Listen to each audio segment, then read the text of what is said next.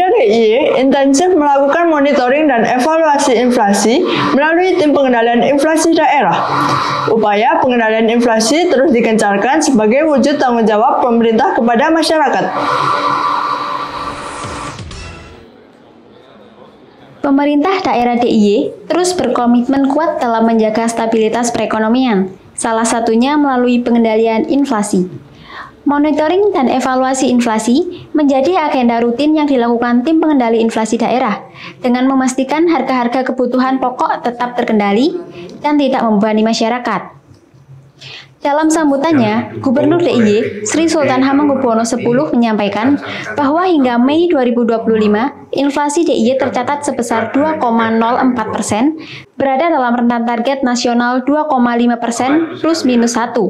Di balik kerja teknokratis ini, ada semangat luhur yang harus kita jaga, bahwa pangan adalah dasar rakyat, dan menjaga stabilitas harga adalah wujud tanggung jawab moral dan konstitusional pemerintah terhadap kesejahteraan rakyat.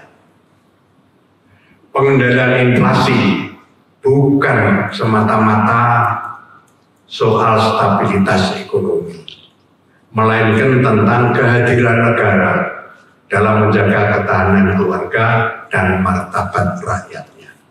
Maka dari itu, kolaborasi TPID DIY dan TPID Kabupaten Kota harus terus diperkuat dengan semangat inovasi dan connected governance dalam kerangka ekonomi yang berpihak pada rakyat. Sementara itu, Sri Darmadi Sudibyo, Kepala Perwakilan Bank Indonesia DIY, mengatakan tekanan inflasi DIY tahun 2025 diperkirakan tetap terjaga, dengan persyaratan utama adanya kecukupan bahan pangan pokok strategis. Untuk itu, diperlukan sinergi kebijakan yang lebih kuat antara pemerintah pusat dan daerah, serta Bank Indonesia melalui implementasi GNBIP dan optimalisasi pemanfaatan anggaran pemerintah untuk pengendalian inflasi pangan yang diharapkan dapat mengarahkan inflasi dalam kisaran inflasi 2,5% plus minus 1. Nah, terkait dengan faktor pemicu inflasi 2025 yang perlu terus kita waspadai adalah berlanjutnya kondisi ketidakpastian global yang berdampak pada tingginya potensi imported inflation, dan yang kedua peningkatan demand khususnya pada komoditas pangan sejalan dengan program makan bergizi gratis. Selanjutnya juga terkait penyesuaian harga jual industri barang pokok, di mana pada tahun sebelumnya pelaku usaha masih menahan kenaikan harga.